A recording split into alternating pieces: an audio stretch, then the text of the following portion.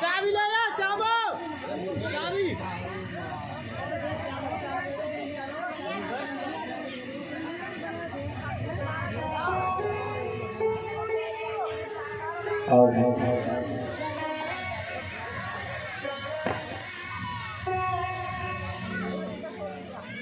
चतुर्थ दिवस की कथा का प्रवेश आप सभी बंधुओं के चरणों में बार बार प्रणाम। मेरे अपने चरिताचार्य आचार्य आदि सबको नमन। परम पिता परमात्मा की वांगमयी मूर्ति श्रीमद् भागवत कथा का यह चतुर्थ दिवस प्रारंभ होने जा रही है। थोड़ा समय भगवान की कथा में लगाओ।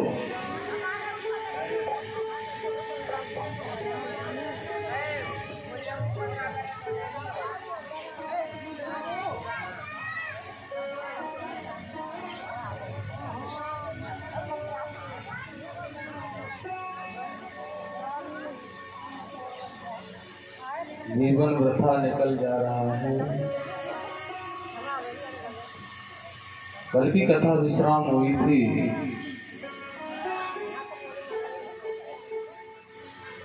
भगवान ने प्रहलाद जी का राज्याभिषेक किया।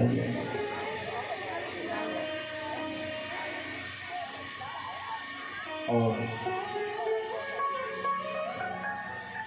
देखिए हिरण्याकश्यप का वध कर भगवान ने नन्हे से बालक प्रहलाद को राज्य सिंहासन का अधिकारी बनाया। इस कथा को सुनकर के हमें यह शिक्षा ग्रहण करनी चाहिए।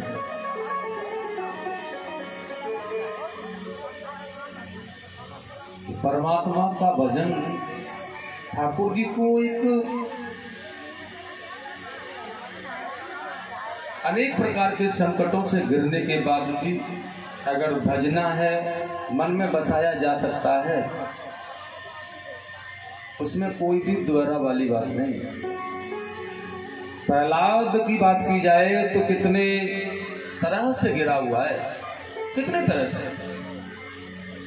भैया पिताजी भी राम नाम से नफरत कर रहे हैं, राज्य भी कर रहा है, परिवार भी कर रहा है, सब कुछ अलग ही चल रहा है, लेकिन परमात्मा की भक्ति करते हुए उसने दृढ़ बना लिया कि परमात्मा को मानना है, भगवान को मनाना है। और आज परम गति को प्राप्त हुआ है, वो परम स्नेह की प्राप्ति की उसने। इसलिए समझ लो कभी कुछ बिगड़ा तो है नहीं। भगवान का अगर बनना चाहते हो तो कोई देर नहीं, अभी भी वो आपके साथ हैं, लेकिन कुछ पाने के लिए कुछ खोना पड़ता है और त्याग तो अवश्य करना पड़ेगा। और जब तक त्याग नहीं करोगे तब तक तो यह मोह बना रहेगा, यह मोह समाप्त नहीं हो सकता। मोह को त्यागने के लिए, मोह समाप्त करने के लिए हमें अपने जीवन में त्याग करना पड़ता है। और जब तक जीवन में त्याग नहीं करेंगे तब तक मोह बना रहेगा।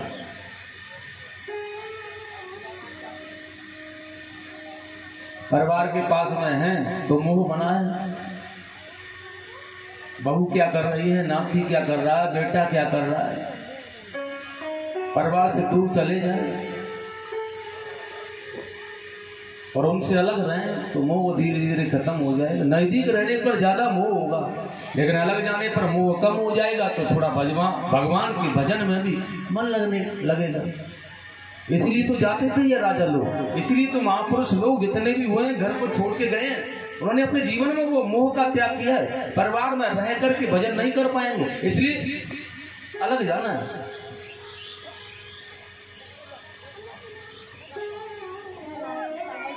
आगे बड़ा सुंदर कहा है भैया, स्वामी सुखदेव जी कह रहे हैं, राजा परीक्षित इस संसार में आकर के अनेक प्रकार के धर्मों का अनुसरण हमें करना पड़ता है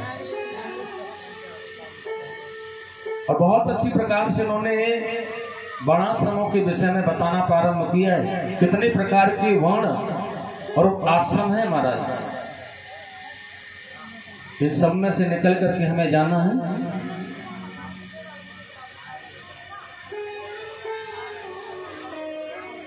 ब्रह्मचारी को क्या करना चाहिए, सन्यासी को क्या करना चाहिए, गृहस्थ जीवन को क्या करना चाहिए, स्त्रियों को क्या करना चाहिए, राजाओं को क्या करना है, ये सारे धर्मों के विषय में हमारे जीवन के 30 लक्षण हैं। उन सब से गुजर करके हमें जाना पड़ता है। जैसे ब्राह्मणों के लिए बताया है कि उन्हें क्या करना चाहिए। सुखदेव स्वामी कह रहे हैं ब्राह्मणों को चाहिए दया धर्म करना, उनके अंदर दया होनी चाहिए और दया होने के साथ धर्म भी करना चाहिए उन्हें, और उनके अंदर क्षमा भी होनी चाहिए, शीतलता तो भरी हुई रहनी चाहिए। दान लेना और फिर दान देना भी ये ब्राह्मणों का कार्य होता है।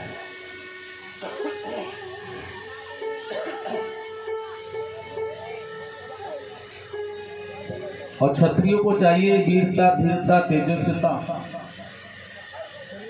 यज्ञ करना, ब्राह्मणों के प्रति संभाव रखना, उन्हें दान देना।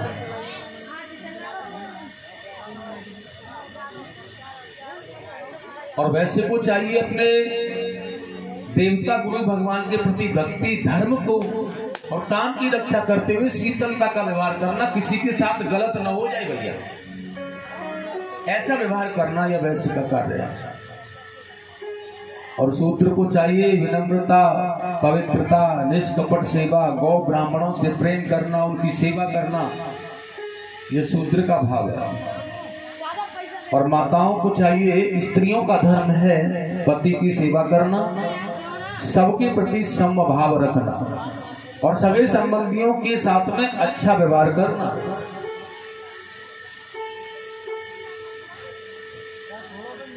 तब परिवार चलता है।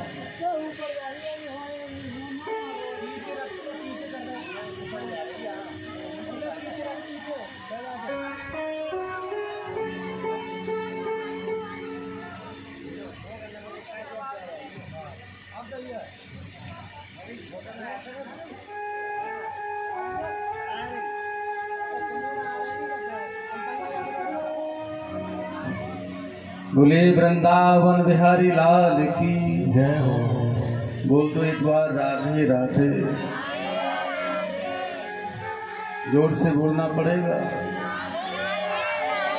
और जोर से। पंखा को नीचे डाल दो, हवा जाती रहेगी, नीचे डाल दो।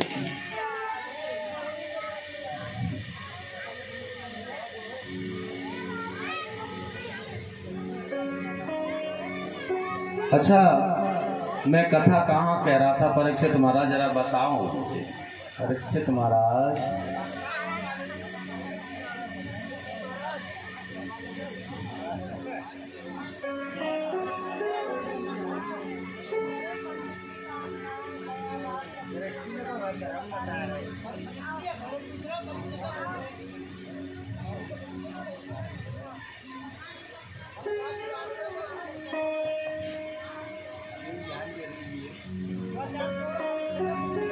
भैया ध्यान दे करके चलो थोड़ा सा। परिवार में पति की सेवा करना तो बहुत ज्यादा अनिवार्य है, ये मान लिया, लेकिन पति को जन्म देनी जो माँ है ना, उसे घर से निकालना यह धर्म नहीं है। पति के साथ में जो उसकी बहन है उसके प्रति दुर्व्यवहार करना यह सही नहीं है। कहने का तात्पर्य है, अगर हम अपने पति से अच्छा प्रेम करते हैं, अच्छा व्यवहार कर रहे हैं, तो केवल अपने पति के उस हर रिश्ते से हमें जुड़ के चलना पड़ेगा, तो ही गृहस्थ जीवन का सच्चा फल है। उनकी माता, उनकी बहन, भाई, सब, तब परिवार चलेगा, तब गृहस्थ चलेगा, तब गृहस्थ जीवन का परिपूर्ण आनंद होता है। जब परिवार मिल के चलता है, जब परिवार में समभावना होती है, समदृष्टि होती है, एक दूसरे के प्रति कुभाव नहीं होता, मन मैला नहीं होता, तब परिवार चलता है। उसे सत्यता का अनुसरण, सत्य कह सकते हैं, उसे प्रसन्नता का अनुभव कर सकते हैं उसमें। आपने देखा था सुरुचि की कथा सुनी थी ना, केवल वह अपने आप में तन्मय रहने वाले, क्या हुआ? बेकार हो गया उसका जीवन।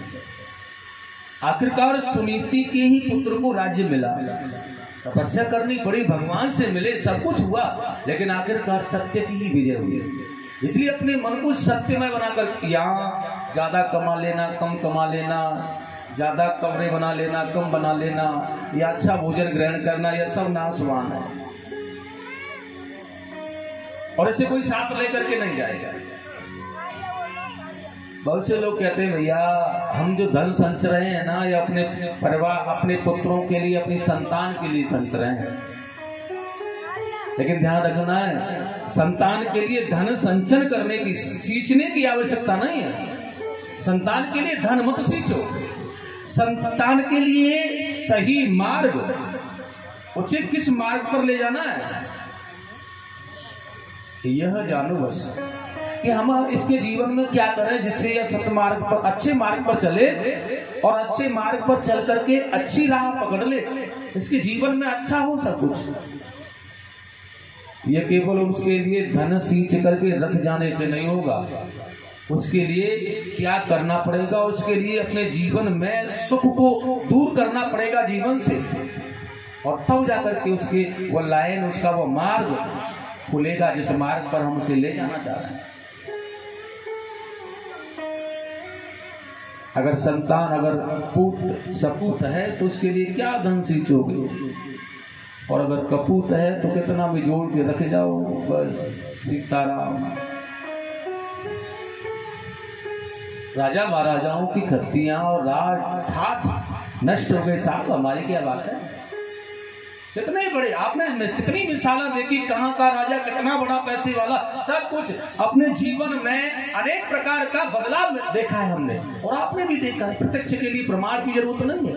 धनवानों को गरीब, गरीब को धनवान होते हुए देखा। कितना समय जीवन में जो समय चलता है ना, यह बदलता है, आता है, जाता है। अगर सही समय पर पहचान लिया तो आपका है, और नहीं पहचान पाई तो फिर तुम्हारा क्या है। इसलिए हमें सही समय पर सही राह और सही मार्ग का चयन कर लेना चाहिए। कितना अच्छा कल मन में ख्याल आया, थोड़ा सा पैसा इकट्ठा हुआ या धन संचय हुआ हमारे जीवन में, हमारा तुरंत मन किया भगवान की कथा करा लो भैया, इससे अच्छा और कोई सत्कर्म नहीं है। अपने जीवन में यह जो पुण्य कमा लिया ना, ये बड़ा अच्छा पुण्य है। यह हमें सतमार्ग पर ले जाएगा, यह हमारे जीवन में अवश्य ही लाभदायक होगा। हमारे जीवन में जब हम कठिनाइयों से गुजर रहे होंगे ना, तब हमें जाकर के पूछा जाएगा कि तूने क्या किया है अपने जीवन में, तब हमारा यह सत्य, तब हमारा यह पुण्य हमारे संकटों से हमें निकाल करके मुक्ति का दर्शन, मोक्ष का दर्शन, भगवत राह दिखाएगा हमें। जब हम यहाँ से चले जाएंगे, क्या कमाया है यहाँ, दुनिया के बैंक बैलेंस को भर दो आप, सब मिट जाएगा, नष्ट हो जाएगा। तुम्हारे जाने के बाद न जाने कितना झगड़ा होगा, न जाने कितनी परेशानी आएंगी, परिवार में कलह होगी, भाई भाई से लड़ेगा, बहुत कुछ होगा। लेकिन अकाउंट भरना है तो इस संसार का नहीं, परमात्मा का भरो, उसके अकाउंट में बैलेंस जमा करो, और उसके अकाउंट में अगर आप जमा करते रहोगे तो फिर यह खाली नहीं होने वाला कभी, फिर यह नष्ट भी नहीं होने वाला, और वहां से कोई छीनने वाला भी नहीं है। यह सत्य है, यह संसार मिथ्या है और यह नाशवान है। इसलिए अपने जीवन में यह सोचो कि हम किसी का बुरा न कर पाए, हर पल किसी का भला करो। ब्रह्मचारियों को चाहिए गुरुकुल में रहना, जनेऊ धारण करके गायत्री उपासना करना, गुरुदेव की आज्ञा से वानप्रस्थ लेकर के चले जाना, संन्यास ले लेना, या गृहस्थ आश्रम में आना, यह ब्रह्मचारियों का लक्षण होता है। और देखिए उसके बाद में बताया गृहस्थ जीवन में क्या करना चाहिए। गृहस्थ आश्रम है ना जो हमारा, ये गृहस्थ घर नहीं है, आश्रम है ये, और सबसे बड़ा आश्रम है गृहस्थ। ऐसा शास्त्र मैं नहीं, शास्त्र बता रहे हैं। लेकिन यह गृहस्थ आश्रम सबसे बड़ा कब है? गृहस्थ आश्रम सबसे बड़ा तभी है। देखिए इस गृहस्थ आश्रम में आकर के हमारे कर्तव्य होते हैं, हमें पंच यज्ञ प्रतिदिन करना चाहिए। थोड़ा सा अग्नि में हवन करना चाहिए प्रतिदिन, यह देव यज्ञ होता है। और देखिएगा श्राद्ध क्रिया जो हम करते हैं अपने घरों पर पितरों आदियों के लिए, यह पितृ यज्ञ होता है। पुराण शास्त्र पढ़ते हैं, यह ऋषि यज्ञ होता है। इसलिए हमें कभी अपने घर पर यह पुराण या शास्त्र पढ़ते रहना चाहिए। इनसे हमें अपने जीवन का अनुभव होता है। सबके प्रति समभाव रखें और ठाकुर जी से केवल यही प्रार्थना करें कि हमारा मन सदैव सत्यमय रहकर के आपकी सेवा करता रहे, आपका दर्शन मिलता रहे। और जीवन में इससे अच्छा और क्या है, और क्या मिलेगा? जब उनको आप अर्पण कर दोगे अपने आप को, तो वह तुम्हारी सारी सुरक्षा की जिम्मेदारी ले लेंगे। फिर तुम्हें क्यों, उन्हें करना है ना जो भी कुछ करना है।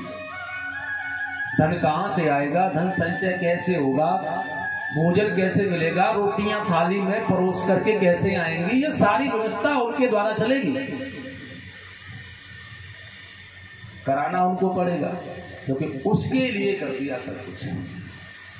वानप्रस्थ आश्रम को क्या करना चाहिए? वानप्रस्थ को करना चाहिए किसी वन में जाकर के देह गेह की ममता को हटा करके कंदमूल फल खा करके भगवान का भजन करता रहे। यह वानप्रस्थ आश्रम धारियों का कर्तव्य है। और अब सुनिए संन्यास आश्रम को क्या करना चाहिए? जो सन्यासी बने फिरते हैं इनको क्या करना चाहिए? इनके लिए क्या है? संन्यास आश्रम का धर्म होता है सब वस्तुओं को छोड़ करके, कोई अपना नहीं है, संसार की हर वस्तु को छोड़ना और केवल देह को साथ लेकर के वन में विचरण करते रहना परमात्मा के लिए, वही सन्यासियों का धर्म है। लेकिन आज के युग के सन्यासी चूल्हे पर बैठ के भोजन करते हैं, आपने देखा होगा। उन्हें वन में या घर में आश्रम में आनंद नहीं आता। तो बिल्कुल ऐसा है कलिकाल का स्वभाव। सास अच्छी नहीं लगती है गृहस्थ में रहने वाली बहुओं को, माता पिता तो एक बड़ा बोझ लग रहा है, बड़ा बोझ है ये। कैसे निपटा, कैसे इनसे छुटकारा मिलेगा? यह गृहस्थ आश्रम का काम है।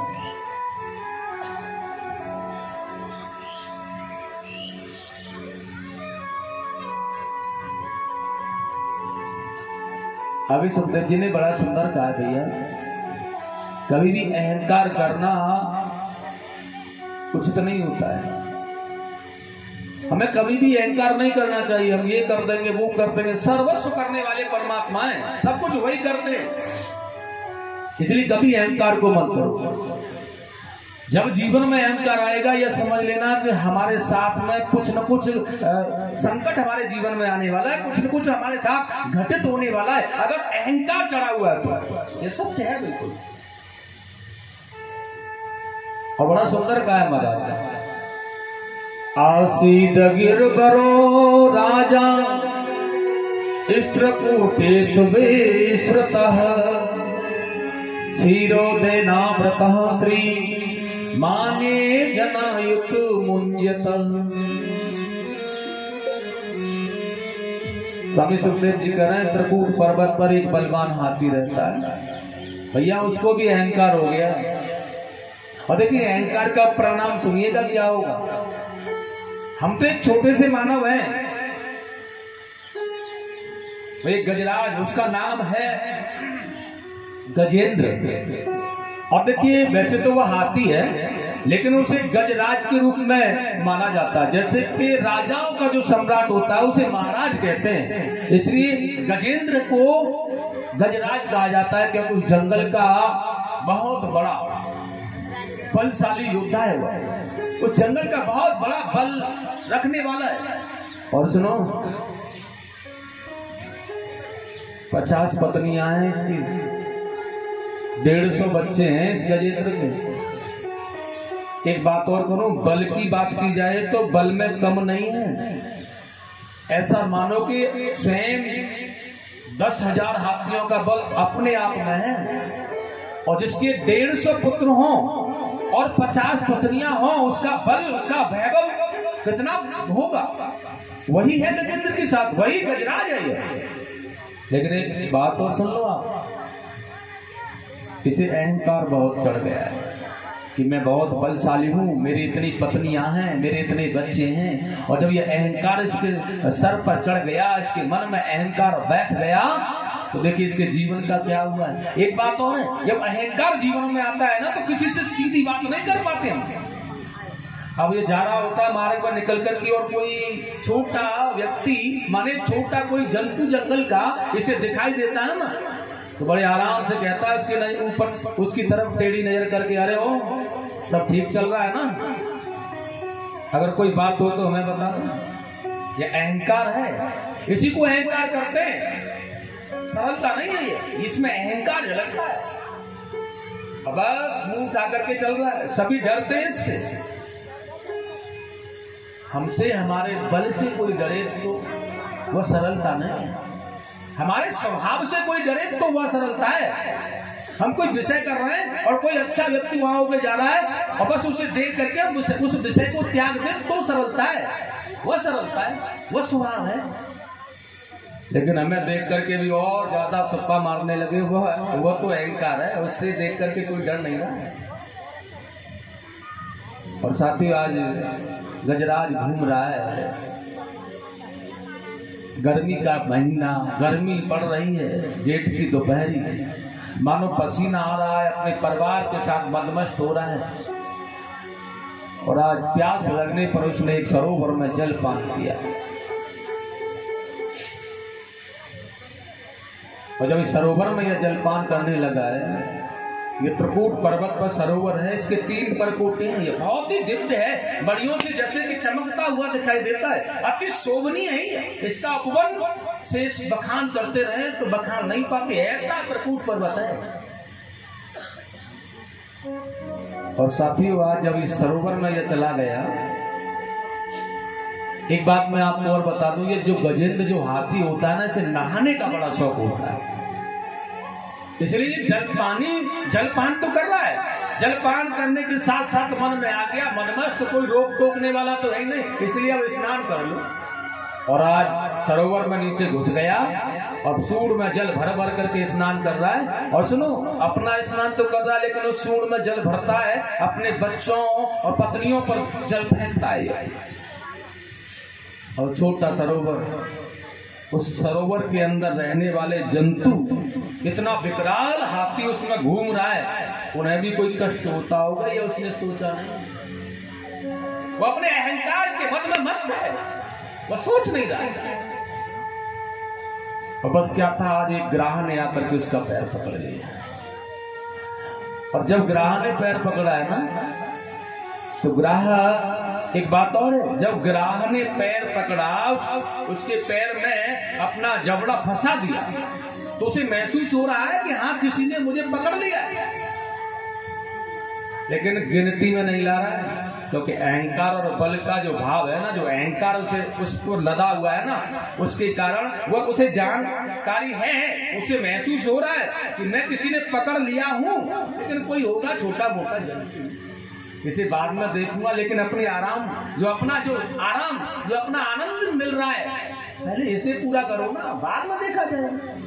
लेकिन उस आनंद के चक्कर में ये गजराज है ना, रक्त जब निकल रहा है और अपने मदमस्त भाव में यह लगा हुआ है, और इसके पैर से जब रक्त निकलता गया तो इसकी शक्ति जब क्षीण हुई, तो इसे एहसास हुआ है कि यह वाकई में मेरी शक्ति क्षीण कर रहा है कोई, इसलिए उसे छुड़ाने का प्रयत्न किया। लेकिन जब छुड़ाने का प्रयत्न किया तो यह ग्राह छूट नहीं रहा है। ध्यान रखना, जब यह ग्राह नहीं छूट पा रहा है ना, तो इसने अपने बच्चों से और पत्नियों से कहा है मेरी मदद करो, मैं बहुत बड़े संकट में पड़ गया हूं। और देखिए आज पत्नियां और बच्चों ने सूंड में सूंड फंसा करके इसे खींचने का प्रयास किया है, काफी बल्कि शक्ति लगा करके खींचना चाहा, लेकिन यह गजराज उस सरोवर से निकल नहीं पा रहा है। 3 महीने तक इसी प्रकार से पत्नियां और बच्चे खींचते रहे उसे, लेकिन बल बिल्कुल भी गजेंद्र जल से बाहर नहीं निकल पाया। तो सुनो, आज उन बच्चों ने अपनी सूंड निकाल करके और मुख फेर करके चलना प्रारंभ कर दिया। अब जैसे बच्चे जा रहे हैं छोड़ करके, गजराज चिल्ला रहा है, अरे ओ पुत्रो, तुम मेरे अपने पुत्र हो, मेरी संतान हो, तुम मुझे छोड़ के जा रहे हो इस हालत में। लेकिन वह बालक कह रहे हैं बाबूजी आप जल से बाहर नहीं निकल पा रहे हो, वर्षों बीत गए, इतना समय, अब हमें खाने के लिए भोजन के लिए अपनी जिम्मेदारी अपना भी कुछ करना है ना, तो यहाँ कैसे रह सकते हैं। और ऐसा कह करके चले गए मुंह खोल के। कुछ समय तक पत्नियों ने और सहारा दिया, लेकिन नहीं गजराज निकल के आए तो पत्नियों ने भी सूंड निकाली और चल गए। गजेंद्र कहने लगा, चिल्ला चिल्ला करके रो रहा है, चिल्ला चिल्ला चीख चीख करके कह रहा है, तुम मेरी अर्धांगिनी हो, तुम मेरी पत्नी हो, मैंने तुम्हारे कारण सर्वस्व लुटा दिया अपना, तुम मुझे छोड़ के जा रहे हो। पत्नियों ने कहा, स्वामी अब जीवन कैसे कटेगा यार, कोई सहारा भी तो नहीं है, आप तो जल से बाहर निकलोगे। बच्चे चले गए, आगे हमें भी कुछ देखना है, करना है। और ये गजेंद्र चीख रहा है, चिल्ला रहा है, रो रहा है। पत्नियों ने सूंड निकाली, मुख मोड़ करके चले गए। आज अपने जीवन में इतनी गलानी हुई, इसका अहंकार नष्ट हो गया और आज ये इतना परेशान हो रहा है, एक ही बात सोच रहा है, जितना प्रेम, जितना आसक्त मैं अपने परिवार में हो गया था और ये परिवार वालों ने मुझे संकट के समय पर छोड़ दिया है, अगर शायद इतना आसक्त मैं परमात्मा में होता, भगवान में हो जाता ना, तो परमात्मा, भगवान हाथ नहीं छोड़ते, भगवान कदापि छोड़ के नहीं जाते। जिस प्रकार परिवार छोड़ करके चला गया, उस प्रकार परमात्मा छोड़ के नहीं जाता अगर मैं उनकी शरण लेता तो। लेकिन हम सोच रहा है कि अहंकार के कारण मैंने तो जाना ही नहीं कि भगवान क्या होता है, उनका नाम क्या है, कैसे भजूं, क्या करूं, इसलिए अब तो केवल एक ही भाव है और गिराओ गजेंद्र को नीचे खींच करके ले जा रहा है। और माता कुछ गाने में कहती भी है, जो भर सुन रही जल ऊपर तब हर नाम पुकारो। गजेंद्र को खींचता हुआ ग्राम नीचे जल में ले गया और आज आकाश में ये देवता लोग देख रहे हैं कि अब ये किसे बुलाएगा अपनी मदद के लिए, किसे बुलाएगा। वो भोले बाबा सोच रहे हैं, नाम नहीं जानता है तो कह दे जो डमरू बजाता है वो आ जाए, मैं चला जाऊंगा। माता दुर्गा ने कहा, अगर मेरा नाम नहीं जानता है ना तो कह दे खप्पर वाली आ जाए, तो मैं चली जाऊंगी बचाने। इंद्र ने कहा, विचार किया, कुछ भी नहीं जानता है तो कह दे जो हाथी पर सवार रहता है ना वो आ जाए। ब्रह्मा जी कह रहे हैं, कुछ भी नहीं जानता है तो केवल इतना कह दे जो कमल दल पर बैठा हुआ है वह हमें बचाने के लिए आई। अनेक प्रकार से, लेकिन इसने किसी का नाम तो लिया ही नहीं, अपना अपना भाव प्रकट कर रहे हैं सभी, लेकिन वह सोच रहा है कि मैं किसी का नाम जानता ही नहीं हूं कि बुलाऊं किसे, और किसे बुलाया जाए। इसलिए आज वह गजेंद्र एक ही बात कह रहा है, मैं उसे बुलाना चाहता हूं, उसने जो अपना पवित्र सुमन है ना, सुमन माने पुष्प नहीं दिया था, सुमन माने अपना पवित्र मन, अपने अंदर से विषय निकाल करके, मोह नष्ट करके, अपने आप को जितेंद्रिय बना करके, पवित्र मन को सुमन बना करके भगवान को अर्पण कर रहा है। मैं उसे अर्पण कर रहा हूं ये मन, ये सुमन, जो इस संसार को प्रकाशित करने वाला सत्य है, वो जहां भी है उसके द्वारा सर्वस्व चालित होता है, वह परमात्मा जहां भी है मेरी रक्षा करे आकर। अब सभी देखते रह गए। नारायण भगवान ने कहा, यह तो हमें ही बुला रहा है, अब चलो। और देखिएगा आज भगवान गरुड़ को बुला करके आज जा रहे हैं, गरुड़ पर सवार होकर के चल रहे हैं। लेकिन एक बार जब गरुण है ना, ऐसे भी अहंकार सा हो गया है, सोच रहा भगवान जब उसे बुला रहे हैं ना, भैया जल्दी आओ चलना है, हमारा भक्त संकट में है, तो इसको भी अहंकार आ गया है और ये विचार कर रहा है ये परमात्मा है ना, ये भगवान विष्णु है ना, इनका काम मेरे बगैर नहीं चलेगा, मैं नहीं जाऊं ना तो इनका काम नहीं चलेगा। ठाकुर जी ने कहा इस गजेंद्र के अहंकार को तो बाद में निकालेंगे, पहले तेरा ही निकाल देते, तेरा निकाल देते। इसलिए जैसे ये गरुड़ ने पंख पसार करके कहा भगवान से बैठ जाओ, अभी पहुंचा देता हूं, भगवान ने अपनी उंगली रख दी उसका और रखने के बाद कहने लगे चलो गरुड़ देव अब उड़ करके चलो आप।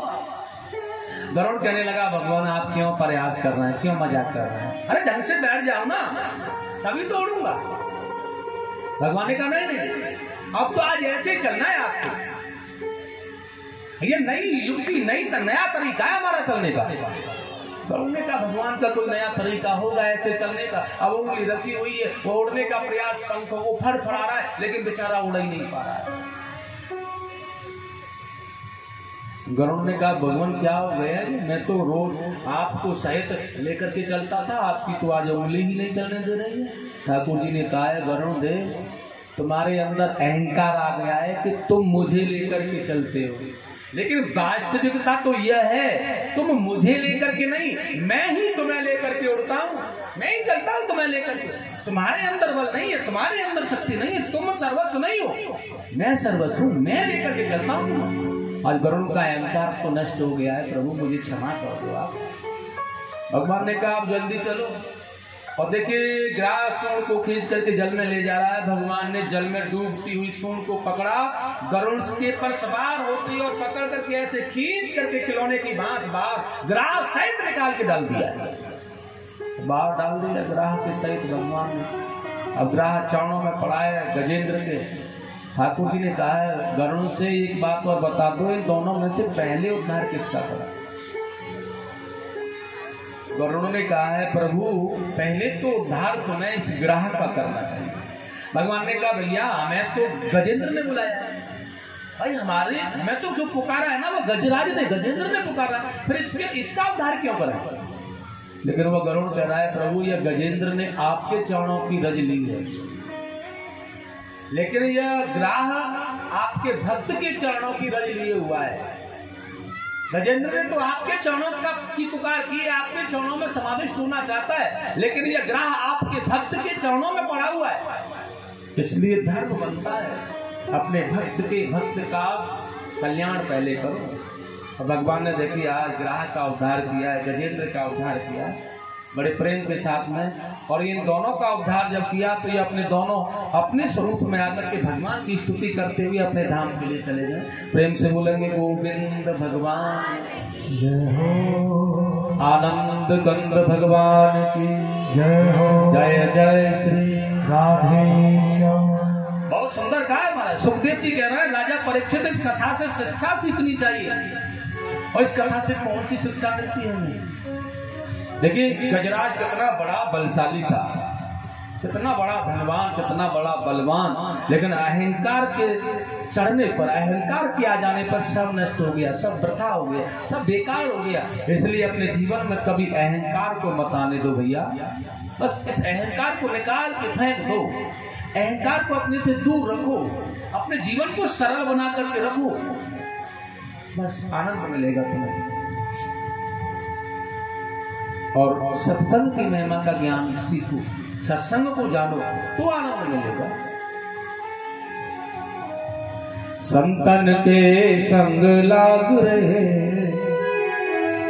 तेरी अच्छी बनेगी, संतन के संग लाग रहे तेरी अच्छी बनेगी, भक्तन के संग लाग रहे तेरी अच्छी बनेगी, भक्तन के संग लाग रहे तेरी अच्छी बनेगी, अच्छी बनेगी तेरी बिगड़ी बनेगी, अच्छी बनेगी तेरी बिगड़ी बनेगी, अच्छी बनेगी तेरी बिगड़ी बनेगी, अच्छी अच्छी बनेगी तेरी बिगड़ी बनेगी। भूल जाए जग जाए तो तेरो भाग रे, जग जाए तो तेरो भाग रे, तेरी अच्छी बनेगी संतन के सतला में, तेरी अच्छी बनेगी। प्रेम से तालियां बजाते हुए प्रेम से गाओ से।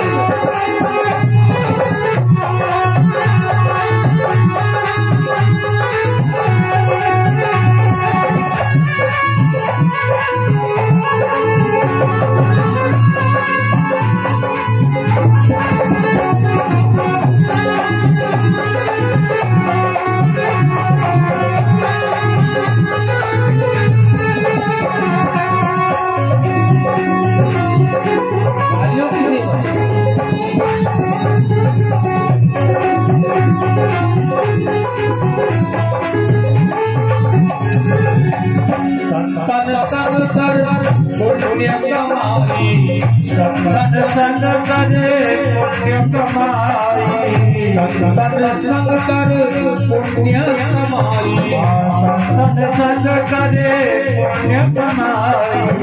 राम चरण अनुराग रे, राम चरण अनुराग रे, तेरी भक्ति बने संतन के सतला में, तेरी अच्छी बनेगी। अच्छी बनेगी तेरी बिगड़ी बनेगी, अच्छी बनेगी तेरी बिगड़ी बनेगी। अच्छी बनेगी तेरी बिगड़ी बनेगी, अच्छी बनेगी तेरी बिगड़ी बनेगी। और खुल जाए फूको तेरो भाग रे, जग जाए फूको तेरो भाग रे, तेरी भक्ति बनेगी संतन के सतला में, तेरी बिगड़ी बनेगी।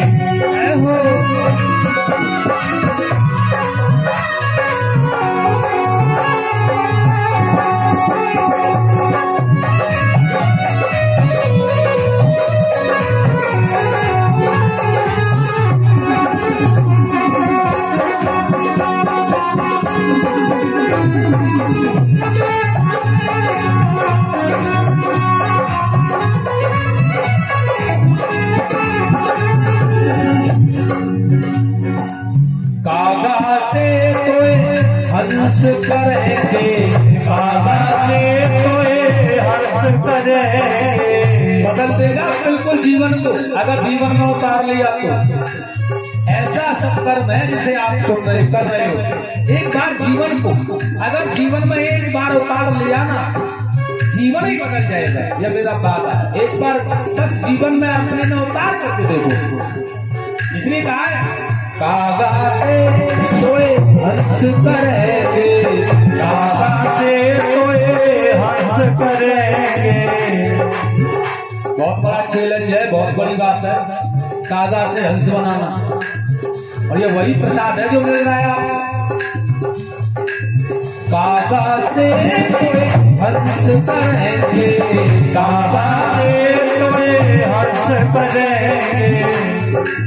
मिट जाए उर के दाग रे, मिट जाए उर के दाग रे, तेरी भक्ति बने संतन के सतला में, तेरी अच्छी बनेगी। अच्छी बनेगी तेरी बिगड़ी बनेगी, अच्छी बनेगी तेरी बिगड़ी बनेगी। बिगड़ी बनेगी तेरी बढ़िया बनेगी, बिगड़ी बनेगी तेरी बढ़िया बनेगी। भूल जाए जग जाए उनको तेरो भाग रे, तेरी भक्ति बनेगी, जग जाए उनको तेरो भाग रे, तेरी अच्छी बनेगी। जय हो।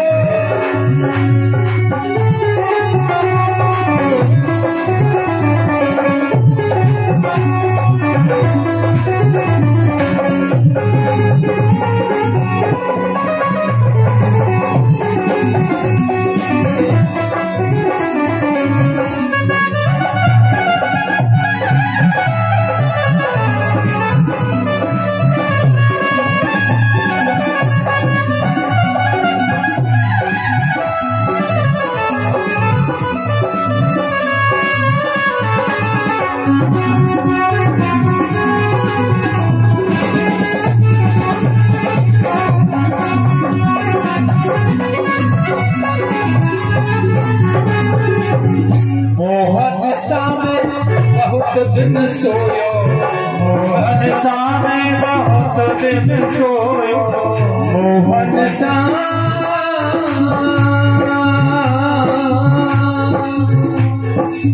मोहन सा में बहुत दिन सोए मोहन सा में बहुत दिन सोए जाग सके तो जागे अब जाग सके तो जागे तेरी बंदगी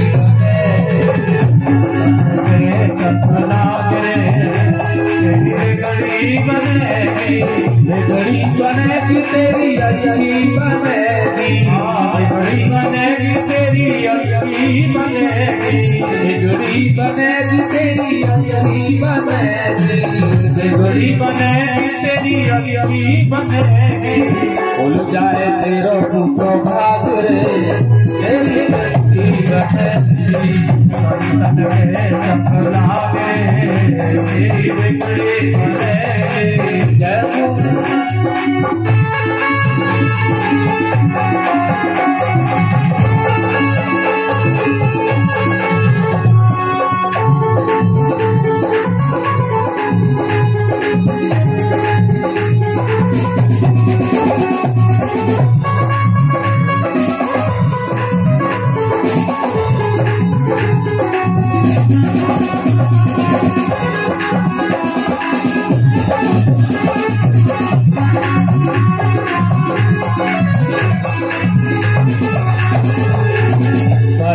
कबीर राम सुमिरन में कहत कबीर राम सुमिरन में कहत कबीर राम सुमिरन में कहत कबीर राम सुमिरन में पागु सके तो अब पागरे पागु सके तो अब पागरे तेरी रंगनी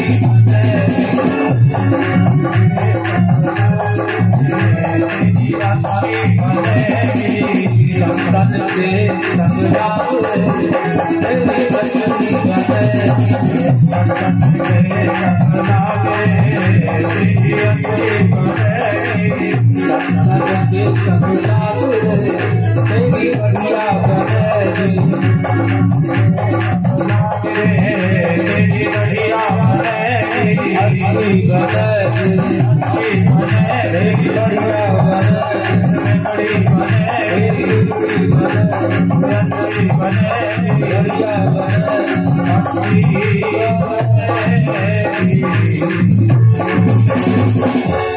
बोले गोविंद भगवान की जय हो।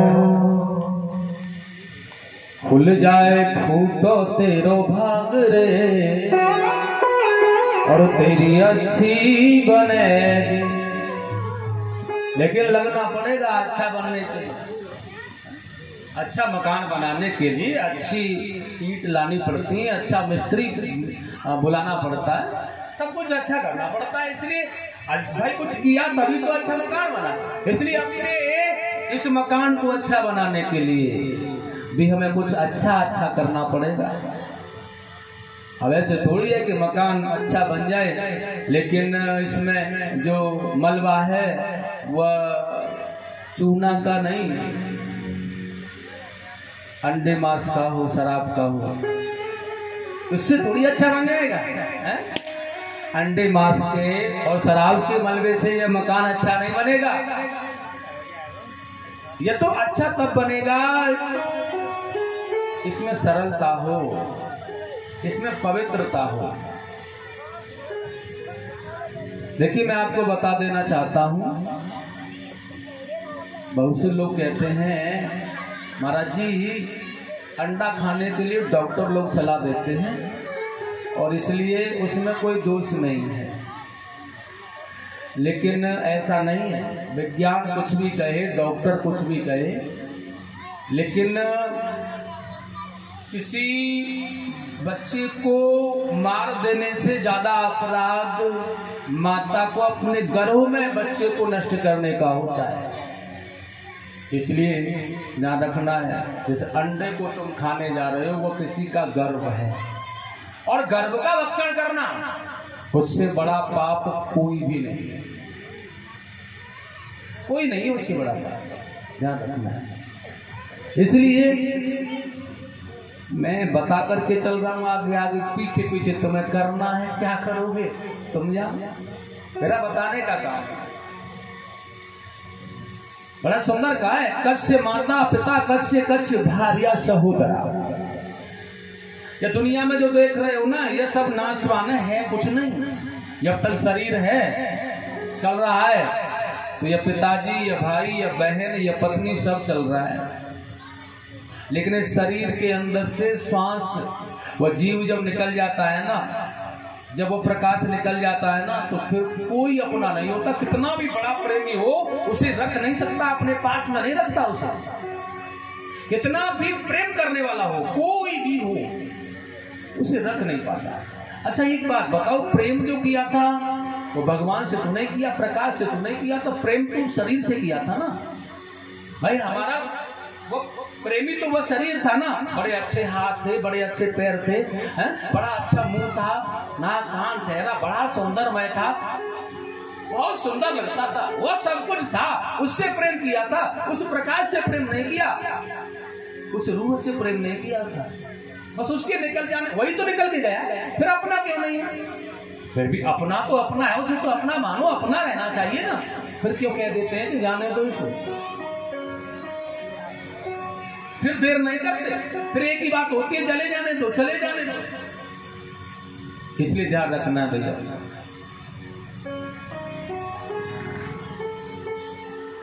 ठाकुर जी का भजन करना, पर धन कमाओ, पैसा कमाओ, नौकरी करो, बच्चों को अच्छा पढ़ाओ, लेकिन ठाकुर जी का भजन, परमात्मा का भजन करना तो बिल्कुल मत छोड़ो। ठाकुर जी का भजन जरूर करो, ठाकुर जी की आरती या पूजा भगवान की जरूर करो अपने घर में। जब तक सिर्फ करोगे नहीं तब तक कल्याण, तब तक लाभ नहीं हो सकता। बड़ा सुंदर भाव है, आगे सुखदेव जी ने बड़े सुंदर भाव से कहा है भैया।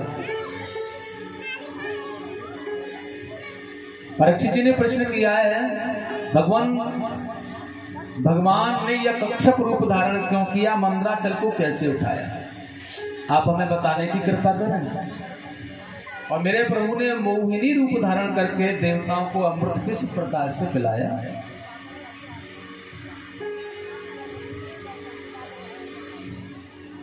बड़ा सुंदर कहा है सज्जनों, आज व्यास जी महाराज ने यहाँ एक दिन की बात, भगवान की सेवा में दुर्वासा ऋषि गए और उन्होंने एक दिव्य माला उन्हें प्रसादी के रूप में दी। और मार्ग में उन्हें देवराज इंद्र मिले, देवताओं के राजा हैं। उन्होंने कहा यह देवताओं के राजा है, इसलिए इस दिव्य माला से जो प्रसाद में परमात्मा ने दी है हमें, जो भगवान की प्रसादी है, इनका कल्याण करेगी, इन्हें पहना देते हैं। बड़ा सुंदर कहा है, यदा दुर्वास सहसाया सेन्द्रालोकात्रयो नृपः श्री कृष्ण गोविंद हरे मुरारे। श्री कृष्ण गोविंद हरे मुरारे, वासुदेव हम श्री का भावत्रत मेरे सूर्य प्रिया। श्री कृष्ण गोविंद हरे मुरारे, श्री कृष्ण गोविंद हरे मुरारे, नाथ वासुदेव। श्री कृष्ण गोविंद हरे मुरारे मुरारे, नाथ वासुदेव। श्री कृष्ण गोविंद हरे मुरारे,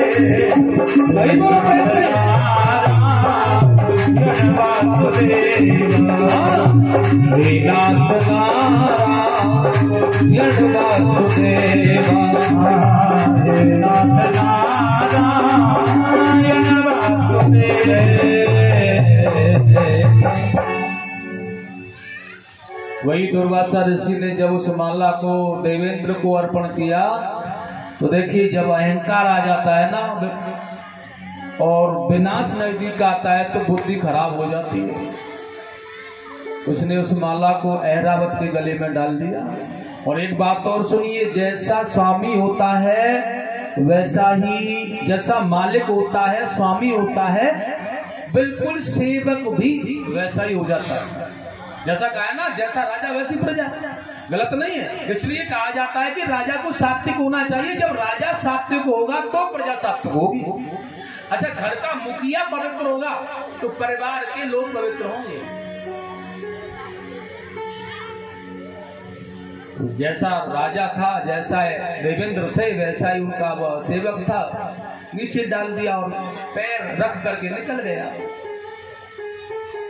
अब दुर्वासा ऋषि ने देखा, बताओ, अपना अपमान किया होता तो चल भी जाता, वैसे तो नहीं चल सकता उनके यहाँ, क्योंकि वो दुर्वासा ऋषि हैं, बिल्कुल भी अपराध नहीं चल सकता। लेकिन फिर भी विचार कर रहे हैं, देवेंद्र है या मैं मान लेता, लेकिन मेरे प्रभु की प्रसादी का अपमान किया है, इसे तो दंड देना पड़ेगा।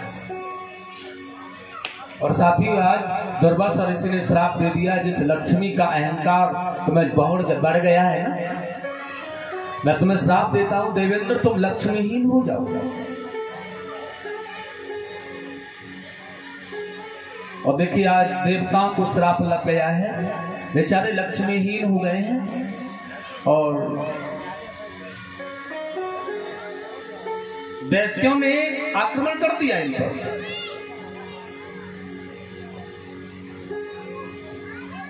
और जब दैत्यों ने आक्रमण किया है ना, तो सभी देवता लोग अपने स्थानों को छोड़ करके डर के मारे भागकर भगवान की शरण में गए, प्रभु हमारी रक्षा करो। भगवान ने कहा, भैया मैं तुम्हारी रक्षा नहीं कर सकता, क्योंकि तुम इस लायक नहीं हो। तुमने मेरा अपमान किया और मेरे भक्त का अपमान किया, फिर मैं तुम्हारी रक्षा, मेरे पास तुम आए हो, मैं तुम्हारी रक्षा कैसे कर सकता हूं? तुम इसी लायक हो, और ये तो तुम्हें भुगतना पड़ेगा। लेकिन आज देवता गिड़गिड़ा रहा है, प्रभु हमें क्षमा कर दो, आप हमें हमारी रक्षा करो, हमारा मार्गदर्शन करो कि हमें अब क्या करना चाहिए। जो हो गया वो हो गया, प्रायश्चित करना है, प्रायश्चित कर रहे हैं बेचारे। भगवान ने कहा, ठीक है देवताओं, लेकिन मैं जो कहता हूं वही तुम्हें करना है। अब करना क्या है? भगवान ने कहा, एक काम करो, तुम लोग जाकर के दैत्यों से संधि कर लो। और जब तुम दैत्यों से संधि करोगे ना, मित्रता कर लोगे ना, तो फिर उसके द्वारा सागर मंथन कराया जाएगा। देवता और दानव दोनों मिलकर के सागर मंथन करेंगे तो अमृत निकलेगा सागर से। और जब अमृत निकलेगा ना, उस अमृत को मैं तुम्हें पिला दूंगा, फिर तुम अमर हो जाओगे। फिर स्वयं लक्ष्मी तुम्हारे यहाँ पर बड़े आनंद से प्राप्त हो जाएगी, तुम्हें सर्वस्व मिलेगा तुम्हें। लेकिन देवताओं ने कहा, यह दैत्यों से हमारी संधि हो सकती है क्या? भगवान कह रहे हैं, अपना काम बनाने के लिए कुछ भी करना होता है।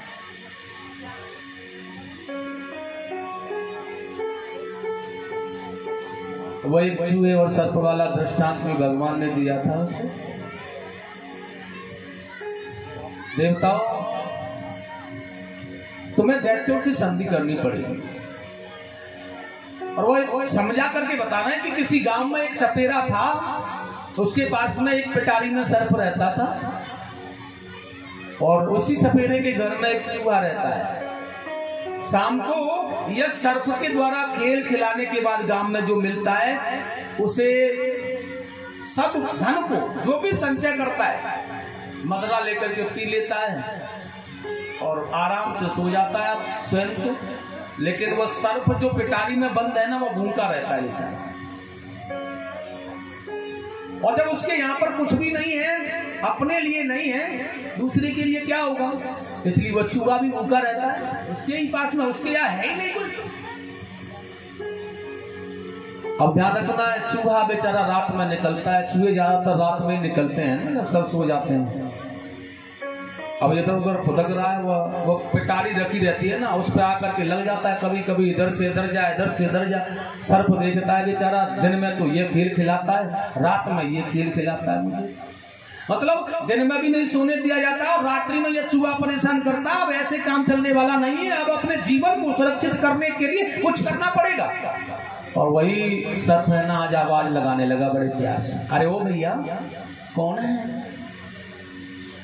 और चूहा बाहर से बैठा कह रहा है कौन बुला रहा है मुझे, कौन आवाज दे रहा है? सर्प कहने लगा मैं तुम्हारा मित्र। लेकिन चूहा कहने लगा हमें तो दिख नहीं रहे हो, कहाँ हो? सर्प कहने लगा मैं इस पिटारी में बंद हूं भैया। चूहा कहने लगा इस पिटारी में बंद है ना, वो मेरा मित्र नहीं है, शत्रु है। और लेकिन सर्प कितनी चालाकी से काम ले रहा है, मैं तुम्हारा शत्रु नहीं हूं भैया, मैंने तुम्हें अपना मित्र कहा है। और मित्र मित्र होता है, मित्र शत्रु नहीं होता। चूहे ने कहा ये हमारा करेगा भी क्या, इसलिए इसे पूछ लेते हैं कि मित्रता किस लिए करना चाह रहा है, क्या बात है, और अंदर है क्या करेगा हमारा। चूहे ने कहा यह मित्रता क्यों की जा रही है? ठीक है हम भी तुम्हारे मित्र हैं, लेकिन बताओ अब करना क्या है? सर्प कहने लगा तुम भूखे रहते हो, यहाँ पर परेशान रहते हो तुम, और तुम्हें खाने के लिए कुछ मिलता नहीं है, इसलिए मैं तुम्हारे इस भूखे रहने पर तुम्हारे पेट में खुदर खुदर होती रहती है, तुम इधर उधर भागते रहते हो ना, इसलिए मैं चाहता हूँ कि मेरा मित्र परेशान न रहे, इसलिए मैं नए नए गांवों में जाता हूँ, मैं देख करके आया हूँ तुम्हारे रहने के योग्य बहुत सुंदर व्यवस्था है। एक बड़ी सुंदर सेठ साहूकार की बड़ा सुंदर घर दुकान है, मैं वहां तुम्हें छोड़ करके आना चाहता हूँ, जिससे कि तुम खूब हष्ट पुष्ट मोतेदारी हो जाओगी और खाने के लिए भरपेट मिलेगा। अरे मैं तो परेशान हूँ इस भिखारी के यहाँ, लेकिन मैं अपने मित्र को कष्ट नहीं दे सकता क्योंकि मैंने तुम्हें मित्र कहा है। वह कहने लगा ये तो बड़ा अच्छा आदमी है, बताओ सेम कष्ट में रह सकता है, लेकिन मुझे कष्ट में मित्र बनाने की बात। चूहा ने कहा भैया तेरी मित्रता निभाने का मन तो हमारा भी कर रहा है, लेकिन हम करें क्या, बता तू। सर्प कहने लगा तुम्हारे दांत है ना या बड़े पैने और नुकीले हैं, इस पिटारी में एक छिद्र बना दो, जिससे कि मैं तुम्हें लेकर के वहां चला जाऊंगा और वहां तुम्हें छोड़ करके आ जाऊंगा इसी पिटारी में पुनः, तुम तो आराम से जियोगे कम से कम। चूहा